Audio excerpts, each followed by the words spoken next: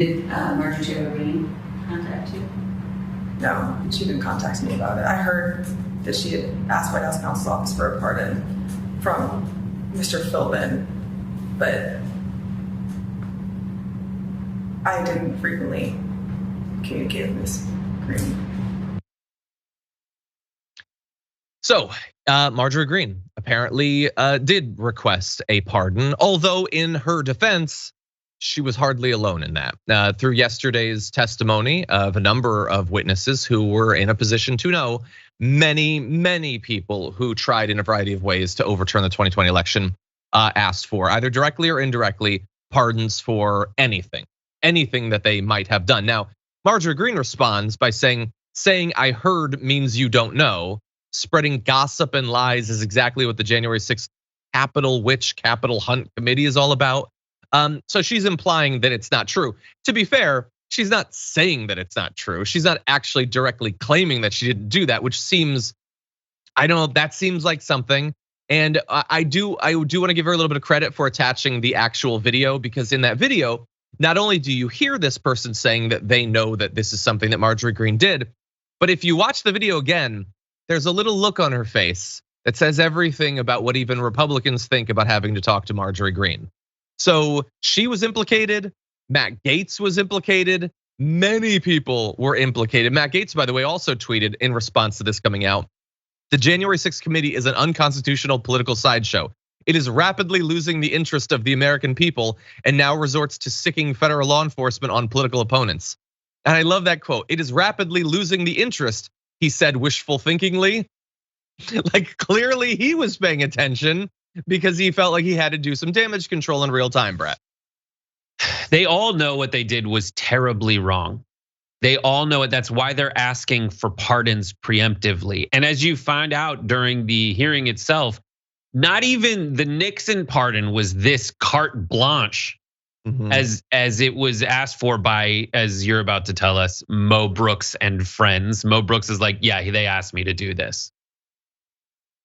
Yeah, 100%. Well, why don't we go to that? Because Mo Brooks was sort of implicated, and he had been hinting ever since it was announced that he lost his primary that he would be cooperating, which so much credit to him, out waiting at this late date to finally do something. Well, he sent this, I believe he sent it to CBS News, I think. He sent this letter talking about a request for pardon from Matt Gaetz.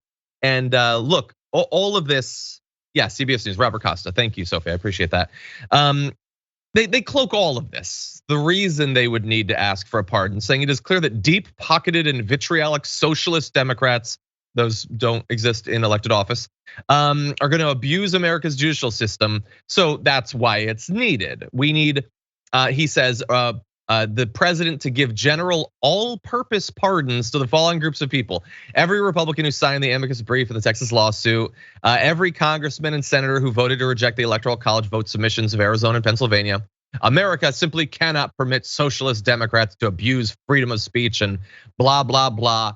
Thank you for your consideration, Mo Brooks, sent from my iPad.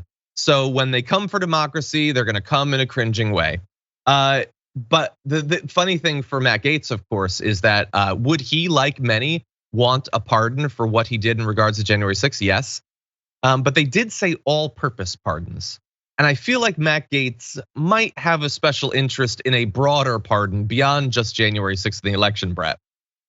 Yeah, they're begging his pardon. And I picture the all-purpose pardons is like, I don't know if they still do that, but like the Safeway Select version, just like the generic ass.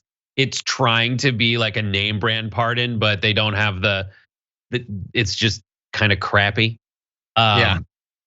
Like the old days, there used to be just like one with a blue stripe that just said flour, and you would just be like, all right, it's flour. I hope it's actually flour. Yeah. It's just, I don't know. It's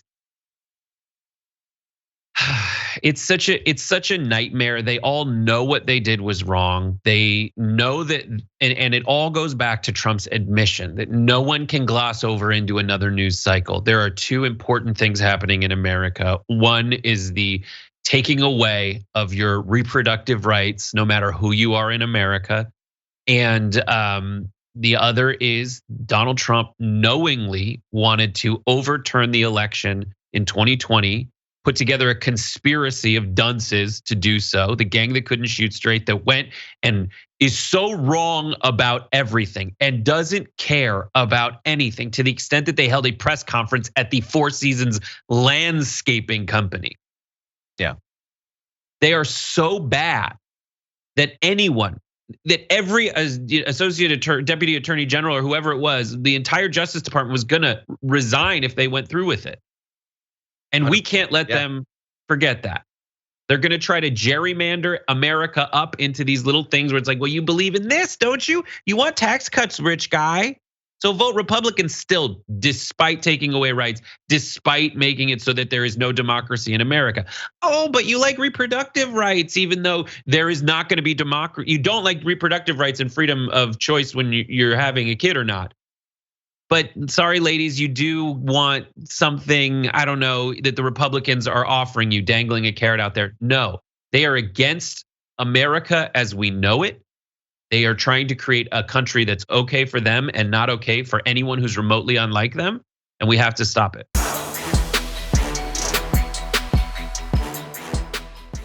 Check out the Damage Report podcast each day, wherever you get your podcasts, whether Pocket Casts or Stitcher or iTunes. You can join me as I give you the news and stories you want, with a range of co-hosts and interview guests jumping in on the fun each day. Again, that's the Damage Report, wherever you get your podcasts. And if you get them at iTunes, don't forget to rate and review. Sometimes I'll read them live on the show.